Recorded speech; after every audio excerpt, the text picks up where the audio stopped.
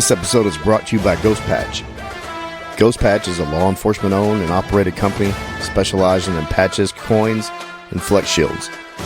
Quality is top priority with low prices. They always offer free design work and never charge mold or setup fees. Stop letting the big companies rip you off and check out Ghost Patch at ghostpatch.com and ghostpatchcustom.com. Now to the next story.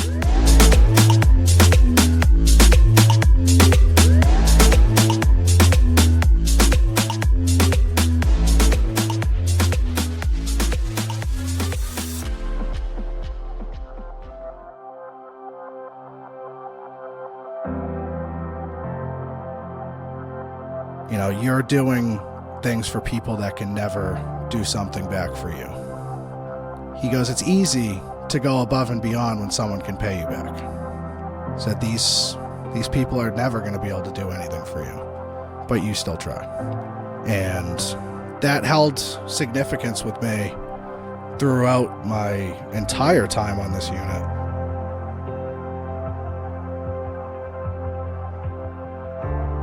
I'm the point, and I see a shadow. The shadow comes to light, and he has a gun in his hand. The first thing I do is, yell out gun. I sling my less lethal shotgun. I pull out my pistol, and I start, confronting him. And he's yelling at me. I'm yelling at him, and he's yelling, "Kill me, kill me. Kill me right now, kill me, kill me." And he puts the gun under his chin.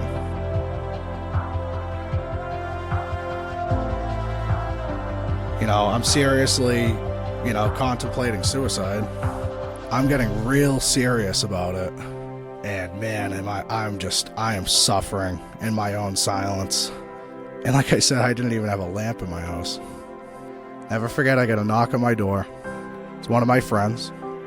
So I open the door, and he has 2 Walmart bags in his hand. He walks into my living room, and he pulls out lamps. And he goes, "Pal, I'm here to bring light to your darkness." And he saved my life that day. You're listening to the ATO Bridging the Divide podcast, brought to you by the Assist the Officer Foundation. Since 1999, the ATO has given assistance to the first responder community, and now we want to give them a platform to hear their incredible stories. We also want to hear the stories of the many people that support us. Our community is small, but it is strong. We have differences. We don't always agree, and we all make mistakes. But together we can grow, we can heal. And we can learn from those mistakes. And together we can bridge the divide.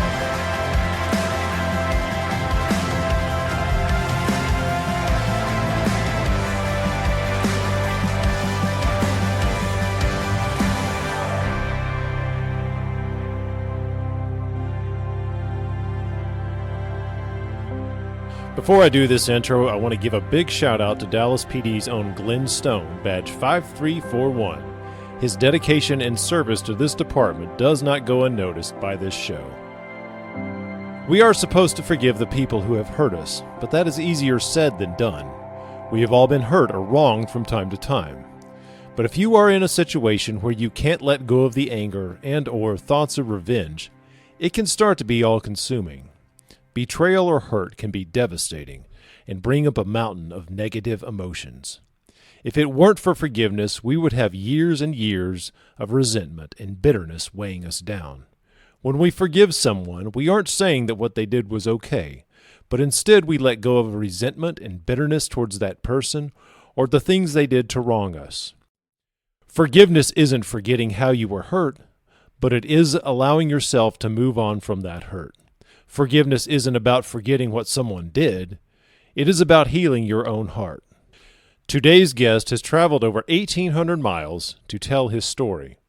The story began in Hull, Massachusetts, and had many ups and downs, which led him on a path to dedicate himself to service. Out of this dedication, the dream to become a police officer was born. In 2024, this guest reached out and told us how much our show, based in Dallas, Texas, has meant to him and has helped him grow as a professional and a person. This connection is one of the show's founding missions, connecting with others, educating the communities, and bridging divides. We are proud to welcome on a member of the Barnstable Police Department in Massachusetts. Brandon Sanders, Barnstable PD, welcome to the mic. Thank you guys for having me. Yeah, I want to welcome on the co-hosts. Danny Canetti's here. Kent's here. Brandon's fiance Chanel is sitting with us. She's first time to Dallas, right? Y'all coming in here? It's our first time to Dallas. First time to Texas? Not the first time to Texas for me, no. Okay. But first time to the city. Okay. Well, what do you think of it so far? Hey, the Southern hospitality is a real thing, so I appreciate you guys. Well, we're going to get into the brotherhood of the northeastern part of the country when it comes to the police brother and sisterhood, and I want to get into that because I have my perception of it, but I want to kind of hear it from you, and maybe I have a different what's in my mind is different than the reality because I know how it is here, but we're so immersed in it. You're getting the Texas Southern hospitality, but I just it's just same old for me. Yeah, no, absolutely. Look forward to answering any questions that you guys have regarding that. We get a lot of questions. So I want to talk about growing up or early home life. Okay. Yeah, so I grew up in Hull, Massachusetts. I spent my entire life there until I was 23. We grew up fairly single family home for the most part. My mother jumbled through relationships when I was a young kid, so my biological father was in and out the beginning of my life. He's actually down here, so we can get into that more. This is more of kind of, just coming to Dallas to participate in a podcast. There was a lot to unpack here. Yeah. I look forward to getting into that. You say your dad was in and out. Can you describe that a little more? Yeah, absolutely. So, my father had his battles. He was never necessarily present when we were growing up. He was in and out of the system. He was in and out of jail. We would see him through state visitation. We would go to his house sometimes on the weekends, when things were looking up and between court dates and stuff like that. But was it consistent? It was never consistent. So I can't tell you that I necessarily ever knew him. So yeah, we can unpack that definitely as the show goes on.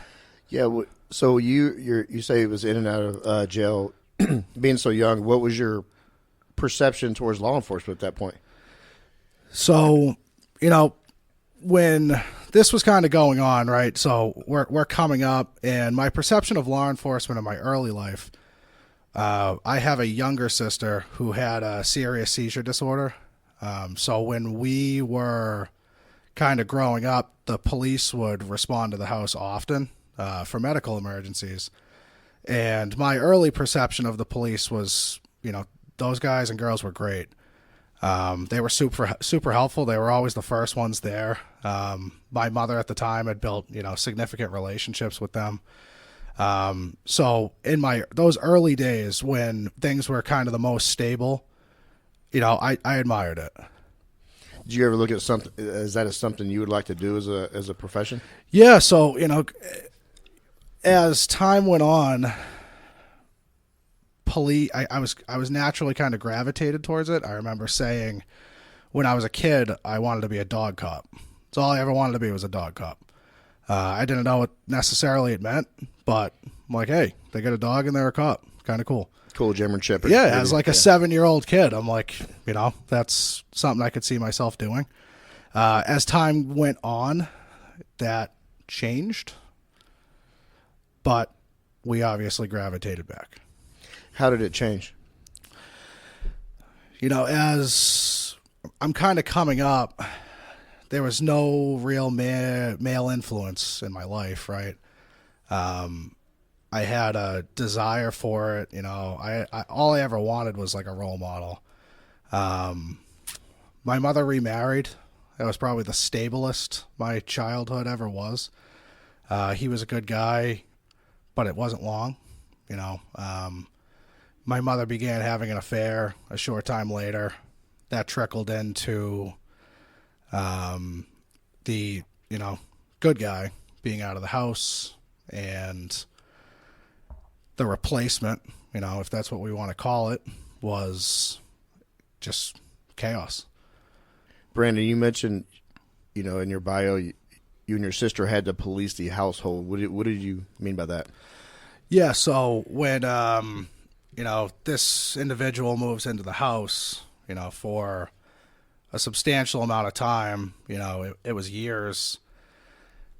You know, I don't think I'm lying when I say that every single night it was a domestic in the house, like no matter what. At least a verbal domestic every single night. It was loud. It was heated. It was tension. And my sister, you know, we have the same birthday. We're 3 years apart. We were inseparable growing up, and my sister would always look out for me.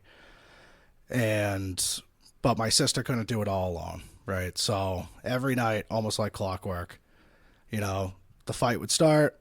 It would go on, and my sister would come knock on my door. She'd come in and say, "Hey, it's time." And we would go downstairs, and when I tell you legitimately, you know, I've been working domestic since I was 7 or 8 years old. You know, just like they teach it by the numbers, you know, we're separating the parties. We're getting both sides of the story. We're trying to mediate. You know, we're figuring out what it is. And it was pretty much every night. How old are you right then? So this starts probably around 8.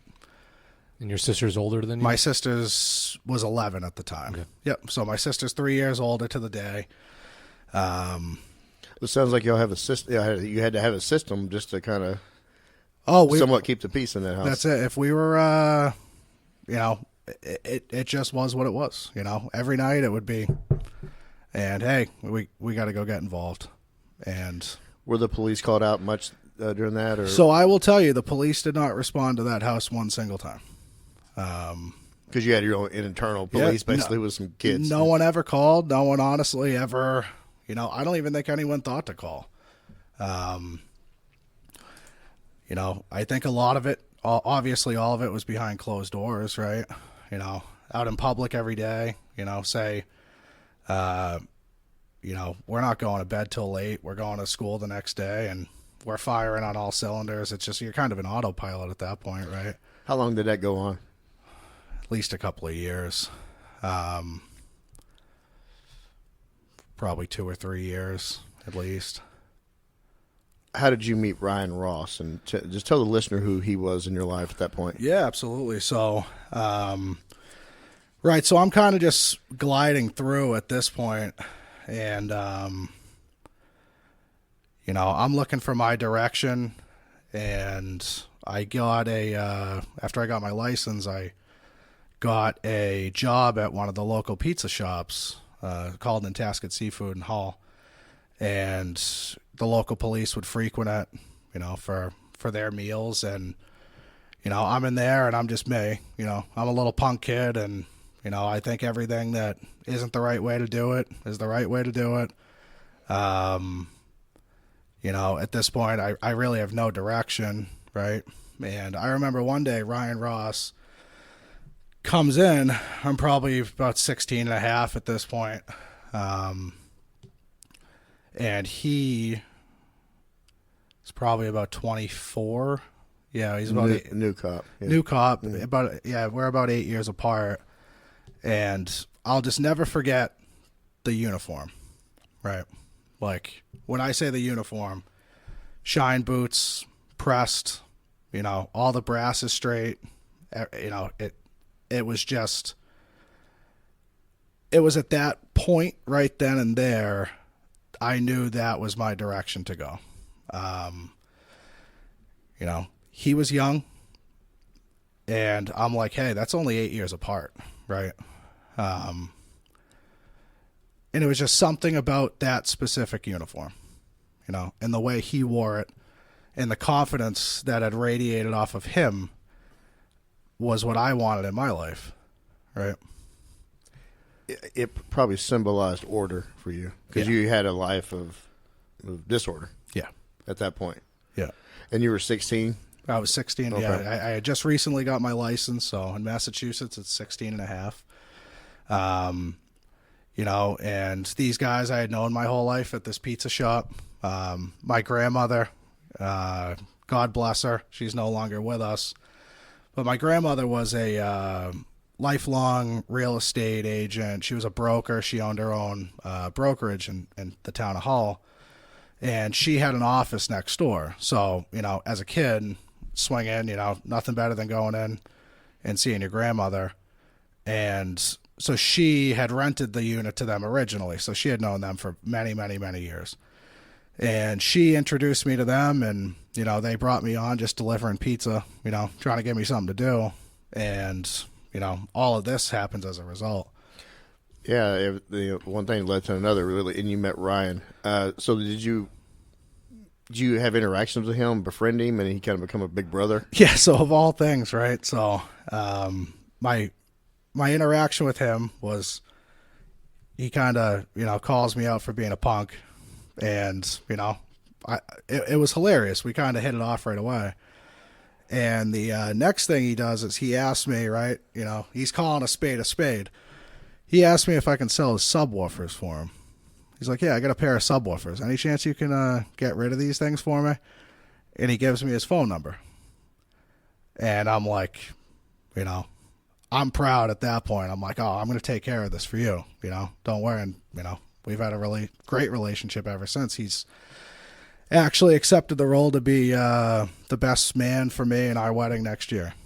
Nice. So, what kind of influence, though, did he have as far as a father figure or a big brother? Yeah, I would definitely say it was more of a big brother role. You know, it was just somebody that, you know, I looked up to. Did he know about your home life? Yeah. Okay. You know, we discussed a lot of that, and, you know, he would answer the phone, and, you know, we'd shoot texts, and we'd see each other a lot, you know, at the pizza shop, and just got to know each other. And, you know, I think that was just kind of, for me, it symbolized everything that I could be, right? And I kind of never lost vision of that from there. You got into the first responder world as an EMT. Did Ryan kind of steer you to that, or how'd that work? All right, so my senior year of high school, so I am like, no matter what, it's cop, 100%. I'm going to be a cop. It doesn't matter how I get there. I didn't care where. I didn't care how, but I was going to be a cop. And, you know, I'm looking for a way to kind of break into the public safety world. In Massachusetts, we can't apply to be a cop until we're 21. So I graduate high school on a Saturday. I start EMT school on Monday. And I went through that. I completed that course, and I began working on an ambulance a short time later. For what department? I was working in the city of Brockton for a private company at the time. I worked for both Brewster EMS and East Care is what it was called. You know, it could be a mixture of anything through the day. You know, my specific role wasn't like a primary 911 at the time. We were doing a lot of transports. But we would go up to Boston all the time and assist them a little bit here and there, which was a really cool experience for me. A couple days over 19 at the time, you know. In big city of Boston. Yeah, you know, the city of Brockton, the city of Boston, kind of anything in between. And describe Brockton as far as size-wise, because just for the listeners, because, you know, we're all Texans here. You know, I would say Brockton's probably about a population of 100,000. You know, I absolutely could be inaccurate on that. Yeah, we'll have fact checkers coming out of the woodwork. Yeah, absolutely. So but yeah, I'd say about 100,000. Busy, very, very busy city.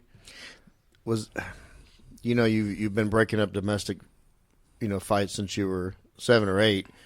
Now you're exposed to all sorts of violence. the result of violence and also just medical emergencies. Yep. How did you adapt to that? I honestly didn't, you know. If I'm being honest, as we kind of tell the story, we'll get into where that all breaks. Okay. But it's just everything's kind of autopilot at this point. It's cop no matter what. So at this point, I am working as an EMT. I'm working as a substitute teacher in the town of Hull school systems, and I was working a civilian job at a local police department. Kind of sitting on the front desk, just doing anything possible to break into the profession. So I'm working all three of those jobs, and I'm also putting myself through school. So I was going to Quincy College trying to get my associate's degree in criminal justice. Like I said, just working towards building my resume. I'm like, I want to be a cop at 21 no matter what. And this is when police jobs were, highly competitive. So, I was immersed for about 3 full years. What year is this? This was 2015. Okay. So once you turned 21, you got your foot in the door of you could actually apply for a department. Tell us about that and what department it was. So my first sworn police position was with the town of Norwell Police Department. I started working there in 2016. I got hired as a special police officer. So at the time, special officers would basically just supplement staffing, whether that was kind of sitting on the desk, working traffic details, security details, really anything to get your foot in the door. Is that kind of the normal for young officers up there? So it used to be. Okay. Especially from my neck of the woods in the South Shore, that was pretty much the only way to get in the door if you were not a veteran. Wow. How long did you work there? I worked there until I went full-time with Hull. They never took my status away, so I worked there, and I also worked for the town of Duxbury. I got hired into a role they call a permanent intermittent police officer, so I had full police authority. I pushed a cruiser, I'd answer calls, I'd stop cars, I'd do everything a normal cop would do. I was just less than full-time. Do they still do that practice up there? I think it's becoming a lot less. With certification, complexities, you're not seeing that so much anymore. What kind of certification does Massachusetts have? We have TCOL here in Texas. What is it called there? So now you get certified through what they call the Post Commission. So that would be you complete the academy, you pass all your certifications. So you have the annual updates and stuff. Yes, okay. Yep, absolutely. So when I started, I had what they called a reserve intermittent police academy. So I'd go a couple nights a week, and I'd go Saturday all day. It was about 400 hours, and that was enough to get you into a special role or a permanent intermittent role. And typically how it would work was that's how you would start. You'd go get that certification. A department would pick you up as a PI, and they would pen you full-time. So ultimately you would backfill full-time positions. So what about training with that agency? So once you get that certification, is there no training? You're just right on the job, and it's... So I did a field training program Okay. When I started there, and I ended up going to midnights once they assigned me a shift, and I worked for my first assigned supervisor, and that guy made a significant impact on my police profession. How so? He just wanted to teach you. He wanted you to be the best, and Duxbury was a great place to start because it wasn't super busy. So when we had a call or we had an arrest or, something that we would have to type, he would sit with you and he would bring you through an entire report, and he would teach you how to make that report the best. He would teach you how to, do all the systems. He would even say it was a slow night, right? So here's an example. it's a slow night. It's about 3 a.m. We'd kind of all wait around, if there was a rush or there was calls. And he would send me a text and say, hey, meet me over at whatever building. And he would like set up a mock B&E at that building and show up, and he'd be like, yeah, go ahead. You're called here for an alarm. And I'd go work a call, and he'd basically sit there and, he'd judge how you did it, and, he'd mentor it and he'd teach you. And he gave me, right, so if like policing, if you're building a house, right, he laid the foundation for me, and, he made a significant impact, did a great job. You seem to like to stay busy. Yes. You had 3 jobs in school when you were still under 21, and then you're working. Is it just for one department, or could you work with multiple departments at the same time? So if you were less than full time, so when I was working for Norwell and Duxbury, I requested both, and they both acknowledged that I was working at each department, and they were okay with it. At the time, the chiefs had communicated, and it was one day I'd be a Norwell cop, and the next day I'd be a Duxbury cop, or maybe at the time I was a Duxbury cop for the midnight shift, but I'd be a Norwell cop for a traffic detail at 8 a.m. And, it was kind of a cool setup. That is fascinating with different policies and procedures for usually how we work here with different agencies, and you're basically working multiple agents. You're an officer for multiple agencies. At the time, yeah. Yep. A lot of the big departments are super policy driven too, where the smaller ones, they're not so policy driven. So he could probably pull that off a little bit easier working for somebody that doesn't have 3,000 page SOP. What do you do now though? Like, I don't want to jump too far ahead, but you can't have just one job. It seems like you don't sit still. No. So right now, and we'll get into it. So, I work as a police officer full time in the town of Barnstable. And on the side, I do real estate. Okay. That's like a full-time job. That's not a part-time job, just real estate on the side. That seems a little bit crazy to me. Like I know several people do it, but that's a lot of work. It's not one of those things you can just be like, tomorrow I'm going to do real estate for a day or two. Yeah, no. If you want to be successful at it, you gotta stay on it. That's wild. We're doing our best. Yeah. Well, let's get into Barnstable PD, and can you talk about that city and that department? First off, did he pronounce it correctly? He did. Okay. Yes. I just learned the correct. Yeah. So just to briefly touch on it. So when I left Norwell and Duxbury, I left to accept a full-time position in my hometown in Hull, and for me it was. So right, that you talk about significance. That was my significance. Right? It was like, this is where I grew up. This is where I felt, all of my emotions. And I'm like, you know what? I'm going to go home and be a cop. And I felt like it was the right thing to do. I felt like it was the right people to serve. And ultimately, I left a short time later, working in a 6.5 mile town with a small population, with,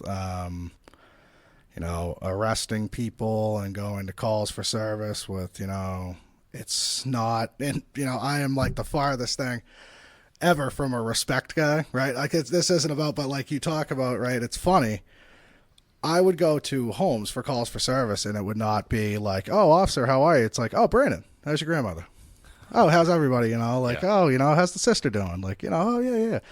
And so it was just, right, and you mix all of that in with having to be a cop and having to police it. Is your mother still in town? Yes. What about your sister? Yes. Yeah. Everyone's still there at the time, and still. But did that discourage you? As far you got to the peak of where at the time that's where you wanted to be. You're wearing the same uniform Ryan's wearing. You get there, and then it's not exactly how you imagined it. Yeah. So Ryan, just a quick clarification on that. So Ryan worked one town over, but he started in Hull. So I go home, and it was difficult. it was just very different. It was like, you know what? I came out in Hull, right? As you said, I like to stay busy. Right? I don't think that's a secret to anybody. My brain goes 10, million miles a minute. And I'm all over the place, 6.5 miles, I know everybody. It was just, it wasn't going to last. So I ultimately left. Yes. I went to a training class in late 2019, early 2020. And I remember the instructor said, if you do not see a future for yourself in your current police department in 5 years, why are you wasting another minute? And I went home that day and I said, I'm going to leave. I committed myself to that.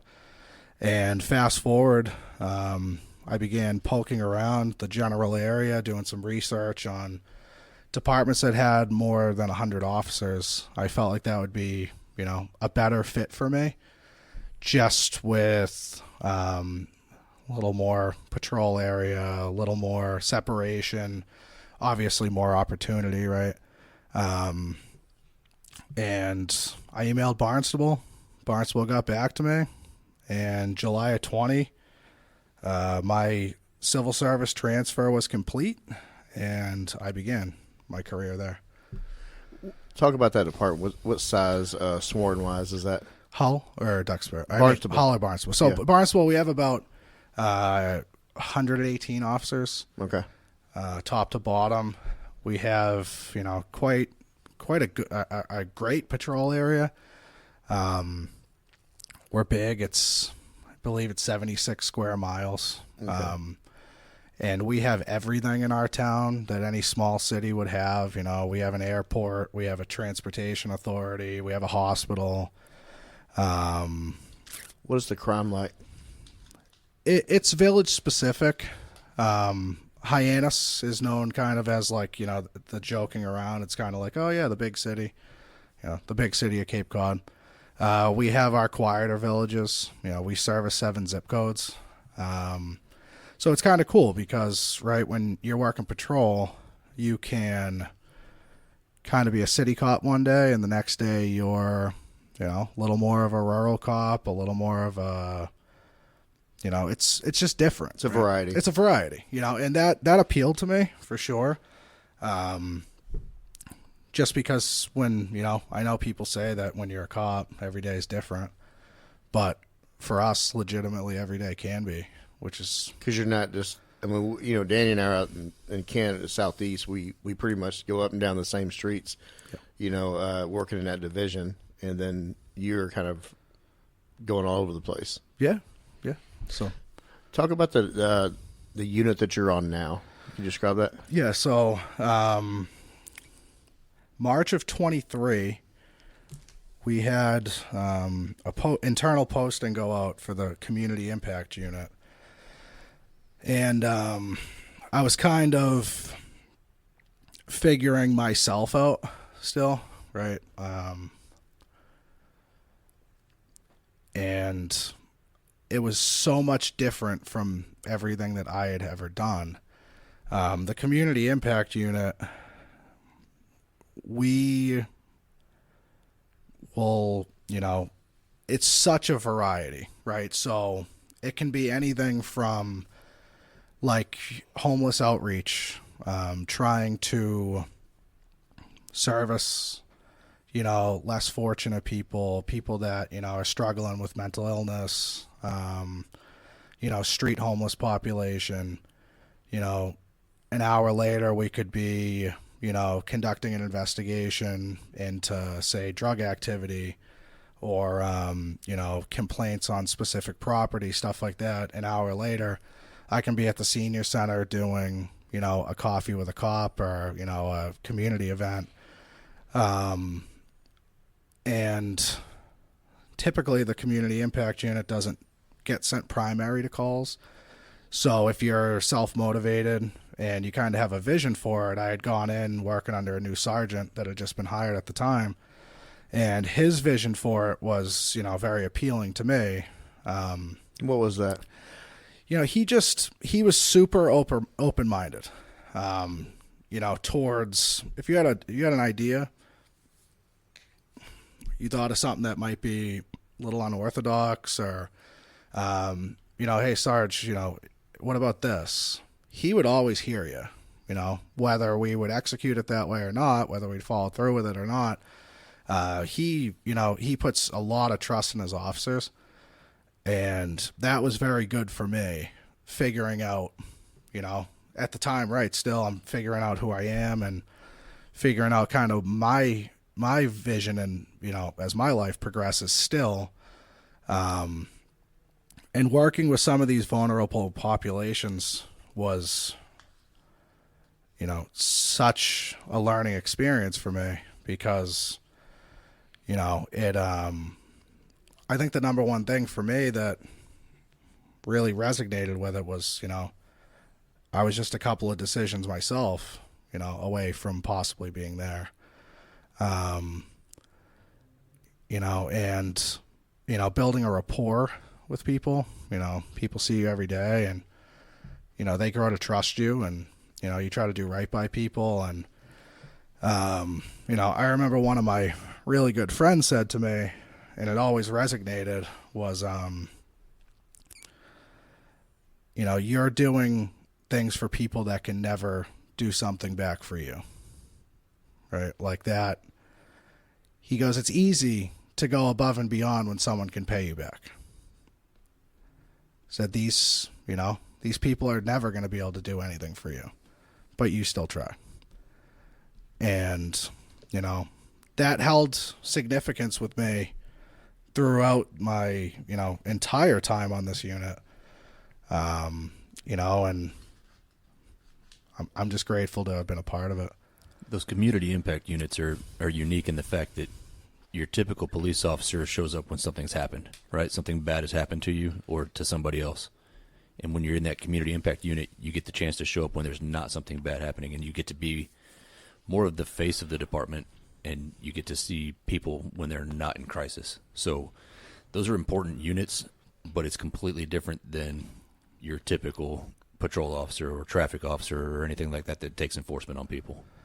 Yeah, and it's, kind of seeing, if you do it right, you can positively impact a lot, right? It's not just maybe specific to one person. It's not necessarily specific to one area.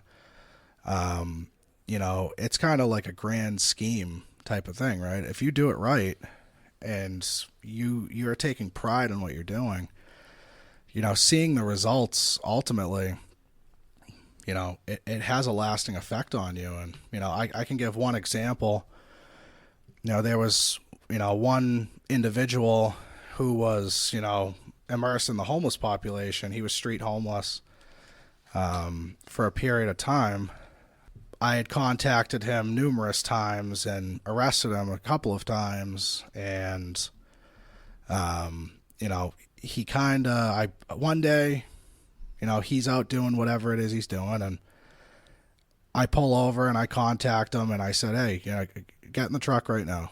I'm going to bring you to where you need to go. I want you to go to rehab. Because we operate on a, jail diversion is what we call it. Right. So, and he did. He got in. I drove him down to one of the health centers and I walked him in. I said, hey, he's going to be connected to rehab. If you guys can meet me in the middle, that would be great. And I never saw him again. Right. So one day I'm out in the community and a car pulls up behind my cruiser and an individual gets out and it's him. And he just goes, Sanders, look at me. And he's kind of going like a head to toe. He's like, look at me. Sanders, look at me. And I'm like, dude, you look awesome. And he's like, you saved my life. He said, you holding me accountable got me to where I needed to be. And, that was like an ultimate compliment at the time because my style was unique. And hearing that my style could positively impact somebody that much, that sat with me heavy that day. Well, a good community unit like that can really change the perception of the police department, and we've all witnessed it in our careers. You have guys that work in that unit that anytime you show up to a call, even the troublemakers are asking, like, hey, can you bring this guy over? Can you call this guy? And you can make a difference in a different way. So it's a good unit, man. I like those. Yeah, and it was something that was, for me, was like so outside of what was predictable for my career path, right? Because I'm like super proactive officer, and it could be anything from OUI arrests to traffic stops to drug enforcement to you name it. I'm like, I think when I put in for that, it was kind of like a testament to myself at the time, because it was so different from all of my original, kind of interests getting into the career, right? But at this point in my life, I'm like, I felt, my own crisis. I felt my own issues and, things that I was still working through in my own life. And I'm like, you know what? Maybe this is a chance that I can give back to people that need it the most. And obviously, the rest is history, as we've previously discussed. And it did. You changed an individual's life and their path. But we're going to get into changing your path, because you needed to change, but maybe you weren't aware at the time. Yes. So I want to get into a critical incident, to just kind of paint a picture for the listener on this whole thing. I know that you reached out to me, damn near a year ago, and how these go. And I want you just to speak to the listeners and kind of let them visualize what your experience was. Yeah. So obviously the episode flows as we discussed, one specific incident is always, makes the show, a little easier if we're here talking about, crisis and overcoming serious issues. So, so this specific incident, right, I'm going to keep it pretty vague, but, units get sent to a house for, a disturbance, and they show up and develop probable cause to arrest a subject. And the investigating officers on scene are, gathering some information, and some red flags are starting to go up, and they call for a little more help. So me and another officer, head out to this specific location at the time, and kind of make a little bit of a plan. It had come to our attention that he probably has firearms. Comes to our attention that he's, it sounds like he's absolutely in a serious crisis at the time, and alcohol, obviously playing a factor as well. And so me and this other officer go out there, we meet the officers on scene, and we kind of make a plan, and we, start to approach the house from a distance, and I'm in front, and I had a less lethal shotgun with me at the time, and we're kind of talking through roles, and another officer has a rifle, and another officer has a taser, and another, typical as we would all approach a serious critical incident, not knowing what lies around the corner, right? So we approach, and I'm the point, and I see a shadow coming out of the area that we believe that this individual's at the time, and he rounds the shadow comes to light, and he has a gun in his hand, and the first thing I do is, yell out gun. I sling my less lethal shotgun. I pull out my pistol, and I start, confronting him, and he's yelling at me.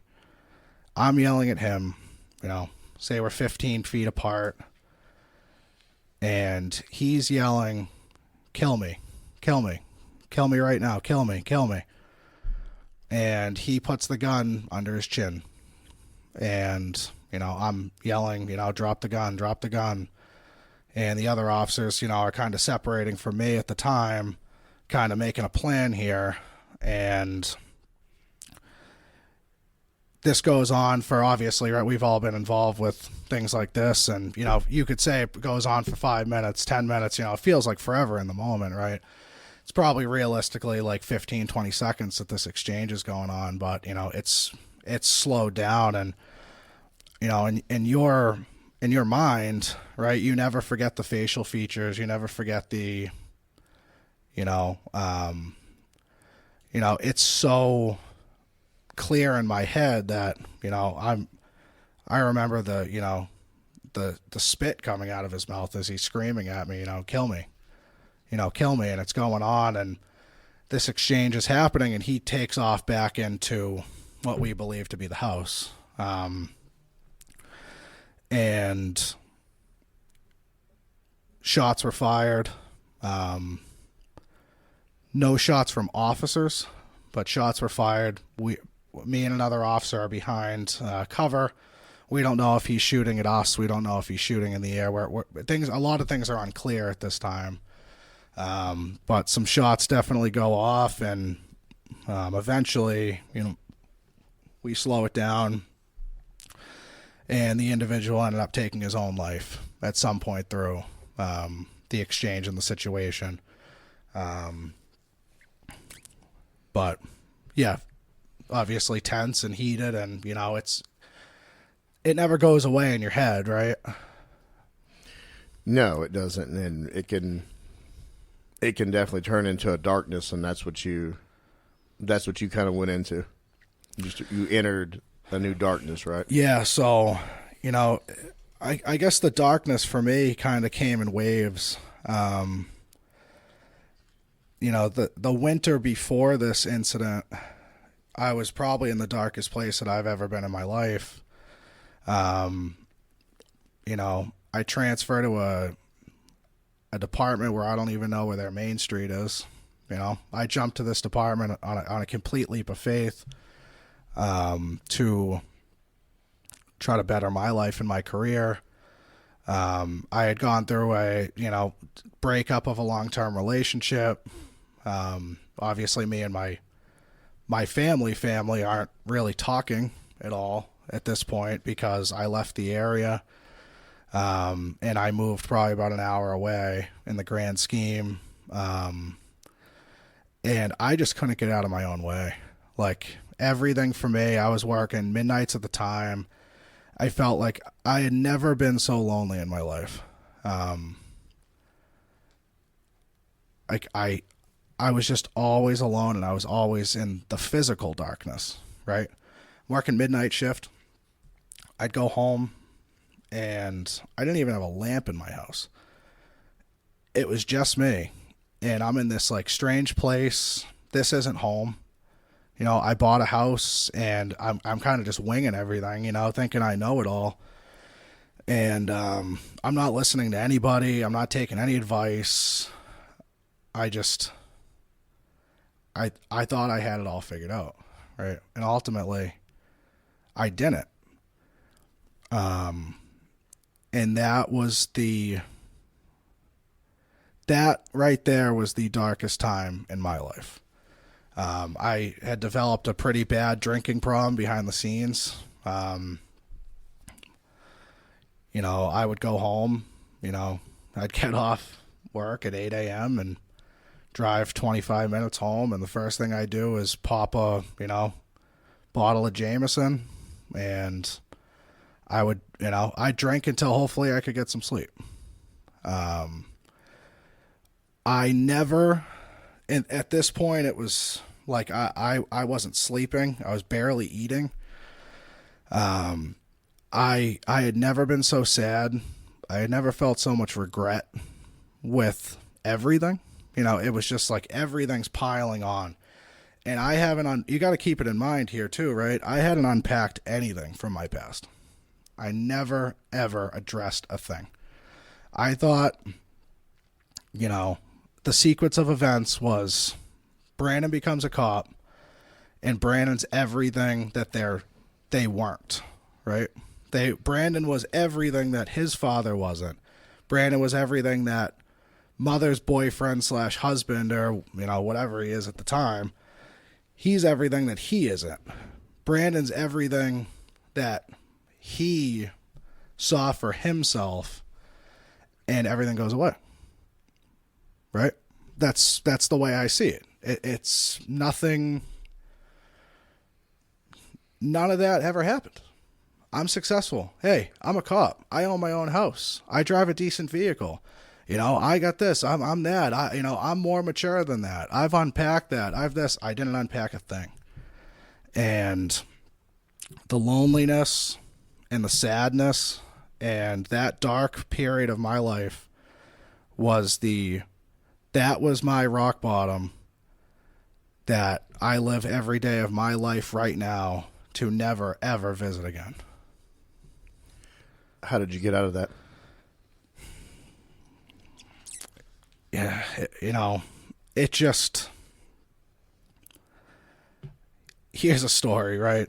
So at this point, I'm like, I'm seriously, contemplating suicide. It's I don't hide from it. I'll tell this story to anybody that asks. I've told this story plenty of times.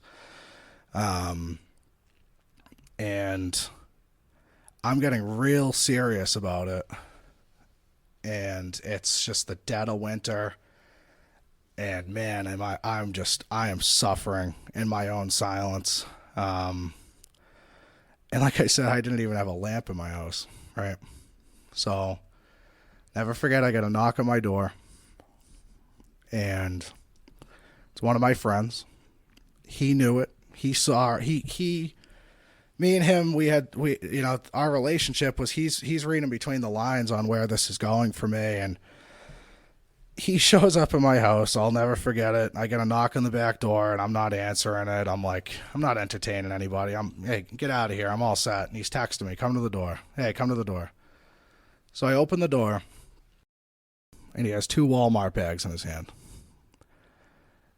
And he walks into my living room, and he pulls out lamps.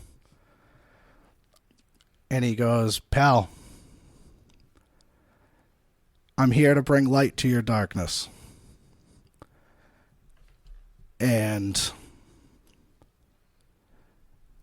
he saved my life that day. Because everything I had thought to myself, if I had committed suicide, was he the guy that was going to find me? He's the guy that goes and drives to Walmart on a night off to get lamps because he knows I'm wallowing in my sorrow in my dark house, and I'm not going to get out of it. That one gesture, that one small act from him that took him an hour of his life saved mine. And it was kind of there that I was able to start figuring things out on my own. I tried therapy. It failed miserably. I felt absolutely zero success from that. If I'm being honest, it didn't help me a single bit. I just started working the plan.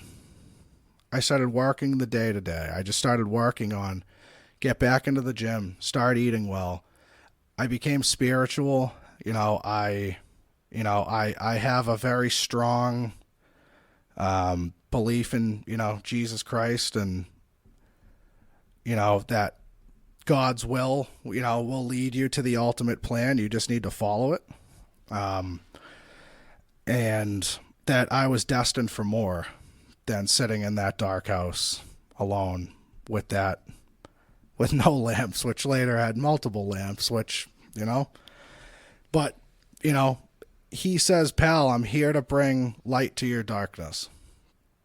And from that moment, I'm like, well, how about I start bringing light to other people's darkness? How about, if someone can pay it forward at a Dunkin' Donuts for, a cup of coffee for the guy before him, then why in the world can I not go out there knowing everything that I know right now and bring this energy to somebody else?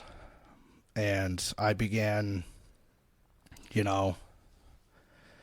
living my life like that. After this incident that we previously talked about, I definitely slipped back into, some of the unhealthy habits. But knowing what I knew and coming from where I came from, I actually managed to kind of self-recognize it. And I was able to kind of recorrect my own path. Does that officer know this story as far as how close you were and how dark it was? I think he does. I've never specifically told him. You need to. I do need to. Yeah. I absolutely do. I was actually thinking about this on our plane ride He's down have a here name other yesterday. than just lamp guy. Yeah. You have a name for He'll him. know, he'll know now. Chris Lobianco is his name. And, of all things, right, you kind of see how things come together. So Chris's grandmother was best friends with my grandmother. They grew up together, and they had been friends since they were like 8 years old. So when I was a Hull cop, Chris was a Hingham cop.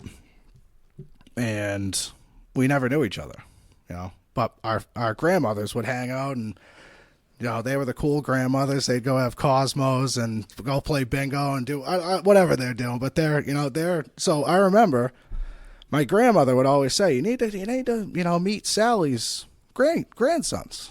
They're the best. You got to meet them. And eventually I did meet them, Chris being one of them, and we connected and we became great friends. And when I came to Barnstable, a short time later, Chris actually transferred and joined me in Barnstable. And he's been there, I think he came down in 21, I believe. But yeah, Chris saved my life that winter. And, shout out to him. And, he, I'm grateful for it. That is true service. Yeah. Brandon, continuing on your path of service, and also like Kent mentioned, you can't sit still, and you have to be active. Can you tell us about your real estate program and how that got going? Yeah, absolutely. So this summer, one of our dear friends, a couple that we're friends with, they live in our neighborhood. Samantha Stewart is her name. She has been a real estate agent and broker for quite a long time. And we would always connect, and her and I would talk and spitball some ideas. And, kind of one day we're sitting around the kitchen table, and, I kind of bring up like, hey, what if I go get my real estate license? That maybe I can give back to the first responder community. And she goes, do it. So I think one Google search, and, as fast as I could enter my credit card into the site, I signed up for a real estate course to get my license. And 2 months later, I was certified. Damn. And my vision for that was to give back to our community, because we all give so much, right? I don't think as I said earlier, I knew what it was like for home to not feel like home, right? Like, how important is it after a tough shift or, whatever, to like, what's better than going home to your own home? It's your safe haven. It's your safe haven. Going home to a home with lamps. Yes. Yeah, yes. So your first recommendation to a home with lamps. So maybe regarding interior design, I'm not your guy, but I can absolutely get you connected to somebody that does. So I connected with a mortgage broker. So anyways, I get my license, and I start working with Samantha. We have a team that she started. It's called SL Coastal Homes. We work through Compass. And Sam has empowered me to kind of take the ball and run with, however I can get these programs up and running. So we spitballed some ideas, and I connected with a mortgage broker. And he worked a lot with first responder personnel, and he had an idea of how kind of our salaries work, and hey, like it might be X on paper, but details, overtime, differentials, etc. You might, qualify for this. Or so I connected with him, and we kind of got this program up and running on Cape Cod, and Cape Cod's a unique area in and of itself because it's an expensive area to be, right? It's hard for a young family, to come in and own a home on Cape Cod. It's, even hard for a family. It's hard for a family anywhere, but in a competitive area like ours, I just wanted to be an advocate for all of them. I wanted them to feel like if they called me, it was sound advice, and I had their best interest. And, to tell you the truth, if I make a couple of dollars here and there, that's great. But it had nothing to do with that. I felt like when I had gone through my home buying process, I bought and sold 2 homes, and, there was a lot of inconsistency, and there was a lot of, I felt underserved, and, a lot of it, and I just didn't want anyone else to feel that same way. So we're up and running, and, the calls are slowly trickling in, and obviously, how many, a first responder buys a home, and they're probably going to be there for quite a long time. So it's not like we're, getting 25 phone calls a week, but we're, I'm actively working with a couple of, people, and, different age groups and different qualifications and stuff like that. And, I just want these guys and girls to be able to get off their shift, or, I want them to be able to go home, right? What's better than going home and sitting on your own couch? It's better than going home and, sitting in your own backyard and, having a fire, grilling your own dinner, or, cooking with your significant other, if there's kids, if there's pets, if I want you to go, I want you to go home. So that's why I started it, and that's our vision. And, I look forward to, getting people there. You just sit there and kind of, you've been describing this whole episode and little things I've been picking up on, what most people would consider normal home life. You didn't have that. No. And now you're working on trying to help people have that something you never had. That is important to you. It is. Speaking of that, home life, Chanel's been sitting here for a couple hours, and you're a very busy man, obviously. And I want you just to tell us how y'all began. Yep. So Chanel and I met a little over 3 years ago.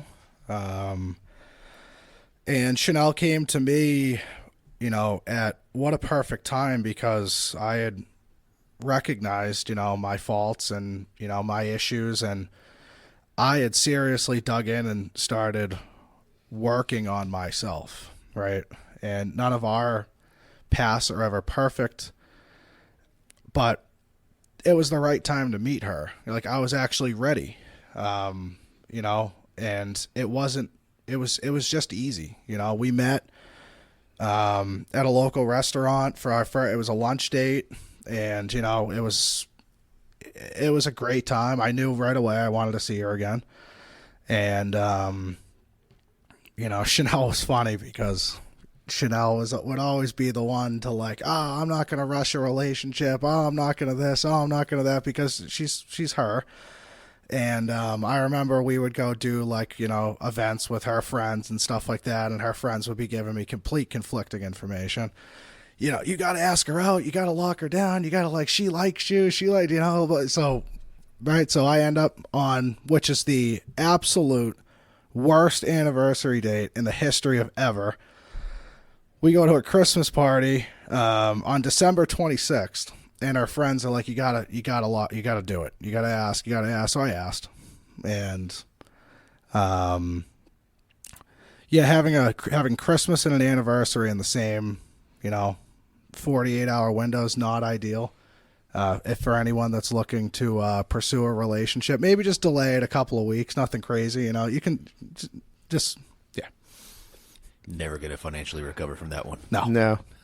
Wait for New Year's. Yeah, that would have been a little more, A week later. So Chanel and I have been together ever since, and we live in Centerville. We have 2 awesome dogs. We have our little home unit, and we have, we just have fun, and I think the big thing with me and Chanel is it's easy. And when I go home, I feel like I'm home. Yeah, family. Yeah. So I gotta ask, you reached out to me about this, about our little show here in Dallas, and it always fascinates me to meet people for the first time, and get to know them and get to know their story, and find out how did you come across this Bridging the Divide. All right, so as we talked off air a little bit, right? So I'm working an extra duty job, and I'm kind of looking for something to listen to, and I pull up Spotify, and it comes up as suggestions for you, a podcast you may like. And it was you guys. And I think you guys put your first episode out the day before this. You mean episode 1? Episode 1. Oh, wow. Yes. Back in August of 2021. Yep. So I'm just amazed it even showed up as a suggestion with only 1 episode out there. So 1 episode, I click into it, I listen, and the rest is history, and we kind of, as you guys have progressed your show, right, like every day I try to, work on myself a little bit, right? And hearing from other people, I think a big thing, a very admirable thing for me is the ability to be vulnerable and the ability to tell your story, right? Because you don't know who's out there that feels the exact same way that you feel. You don't know, who you can positively affect, right? And as time's gone on for me, I take being vulnerable very serious because I want other people to be able to learn from my past and my, shortcomings on where my errors were, and maybe help correct their path a little bit so they didn't have to feel the way that I felt.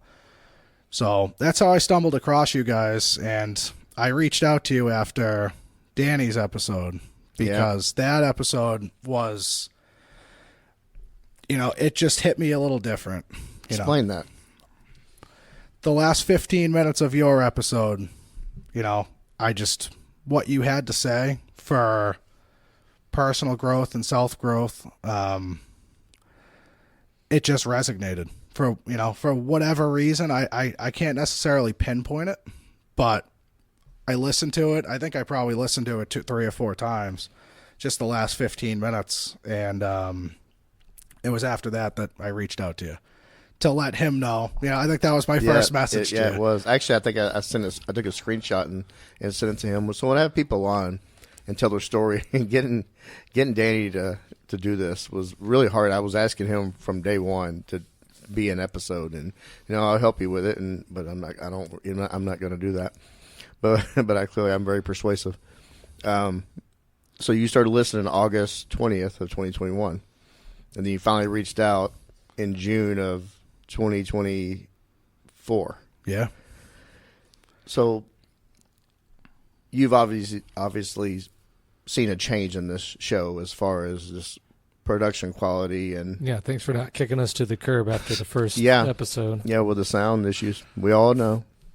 Hey, we gotta say the stories from everybody from day one from Ed Lujan, who you've met, and thankfully that showed through the show, and you get past some of the other stuff with the sound. But but the stories have always been. We've been very lucky that when people come in and sit with us, that they have been very open and honest, and you know the reason I started this show and what I got the idea from, and it is vulnerability. It is being open and honest, because it is really tough to do that, especially in this first responder profession, because we're all, we got to be tough, but it's really hard to especially be this open in a closed setting, and now you're going to do it in front of a mic, and a lot of ears are going to hear it. When I heard other officers tell their stories, and Ed was the first one that I heard at that seminar that I was at, I knew that, and I watched the reaction. I knew there was value in it. And obviously, from Dallas, Texas, all the way to Massachusetts, that mission, at least that time, was fulfilled. Yeah, I think, it's important to ultimately, acknowledge that we're all doing the same thing. You guys are all the way down here in Dallas. I'm all the way up there, on Cape Cod in Massachusetts. And, we go talk to a cop in Washington State. And everyone feels, right? Everyone's going to be exposed to an extent and feel the same way that we all feel, So it is important for us to, be willing to talk about it, because I hope that we can all positively impact, even if it's one other person, which, like I said to you guys, your episodes, taught me a lot about, self-growth for myself, just through hearing other people and their experiences and how they overcome stuff. So, I appreciate the connection that we've made, and, it's an honor to be here with you guys, Well, being in this wellness unit, the show's mission was at a wellness seminar, and we got it from, and we've kind of cultivated here, and changing culture is really hard to do, and especially with something that's so entrenched in the police and fire military profession. But we're proud that this is a positive side effect of changing culture. And letting people know, listeners know, whether you're a civilian that maybe could gain a little bit better understanding of this culture or the job or what we go through, they may hear something, and they have heard something that could help them in their daily life. That means a lot. You reaching out, and at that time you reached out, there wasn't even talk of coming on, and yeah, we talked for probably a couple weeks here and there, back and forth, and obviously it evolved, and it's like I said, here you are. Yeah, here we are. I want to get your view on, because it really is fascinating. I mean, we do a lot of talking offline to make these things happen, but your view on forgiveness. Can you tell the listener what that is? Yeah. All right, so as life progresses, right? So I was just angry for a very long time, and ultimately, what was it getting me? I resented people, and I resented my past, and like I had said, Brandon thinks, Brandon gets on police department, no issues for Brandon, right? And it needed to be unpacked, right? And forgiveness is a big piece of that. So, right, kind of naturally how I gravitate towards you guys and you gravitated back was that a lot of the forgiveness that I needed to give and still actively am looking to give is right here in the Dallas-Fort Worth area. I have not seen my biological father since it's been 21 years. I never met my biological grandmother. I don't know an entire side of me. But they're here. They're, within an hour or two from what I know. And I am actively, as Chanel and I are here until Sunday, I'm actively seeking them out. Just to have a conversation, and we have not been as successful as we were anticipating thus far, but I actually got a text at 4 a.m. today from my biological father that said, hey, I hear you're in the Dallas-Fort Worth area.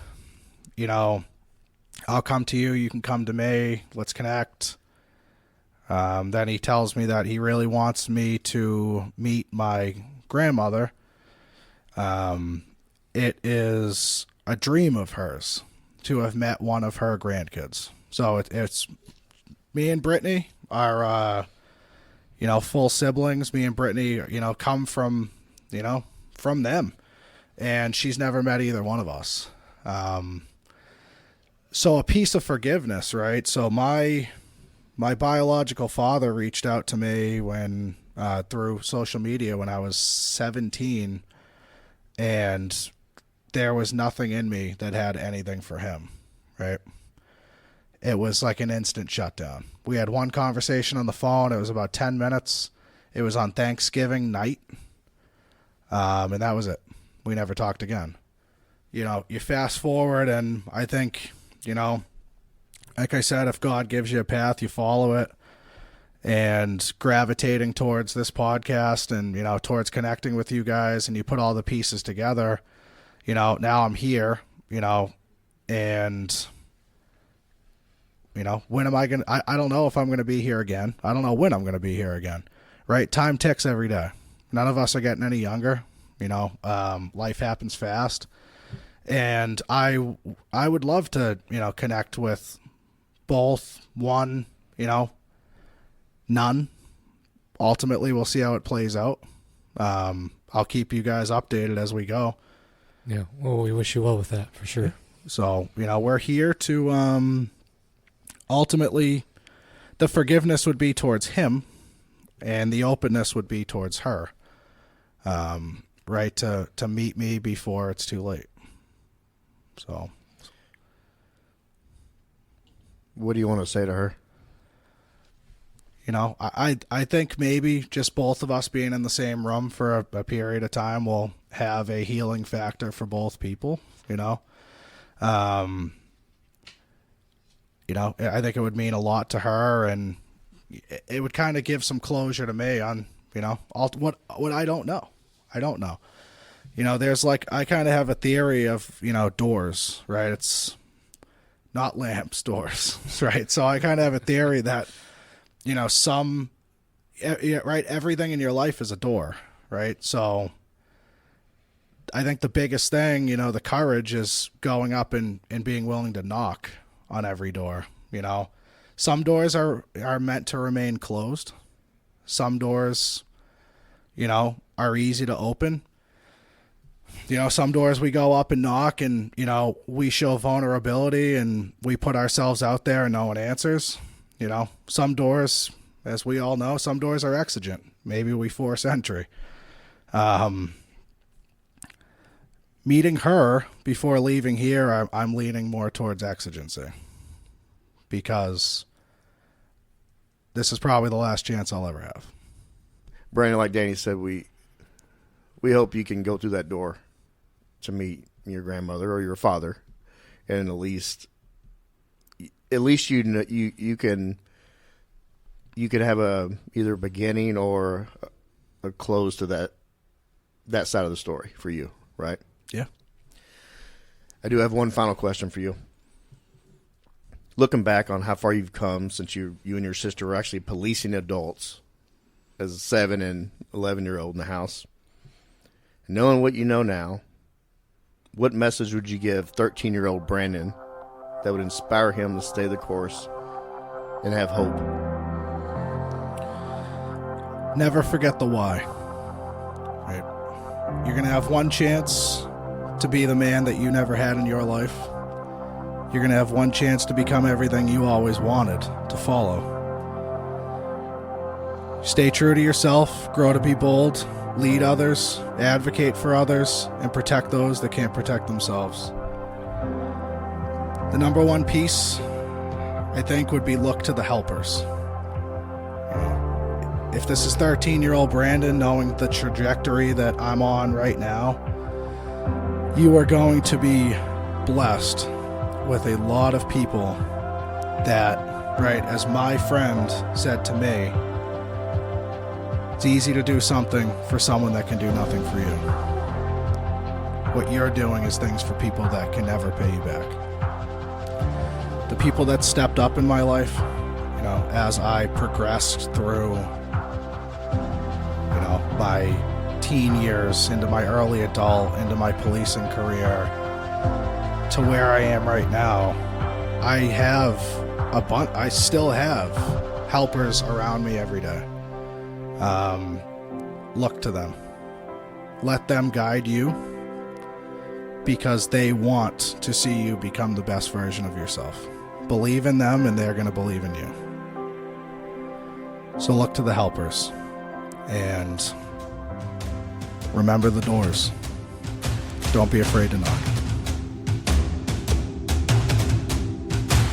Hey brother, hey sister, I'll never give up on you.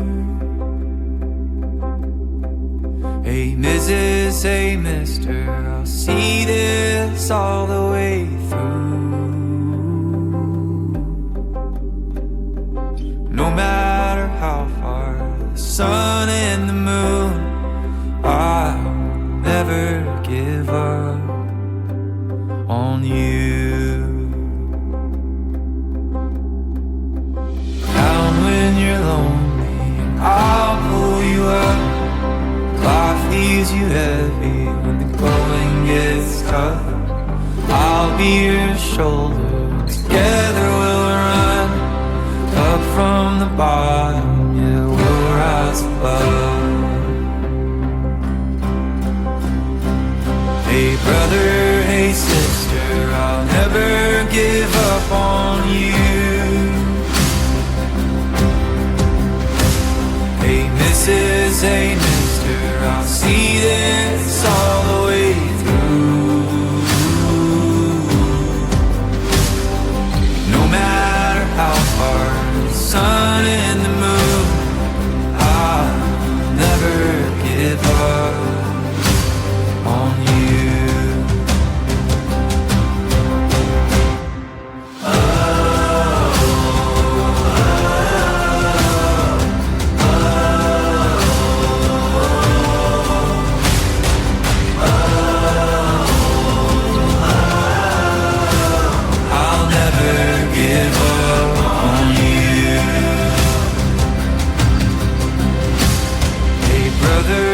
Sister, I'll never give up on you.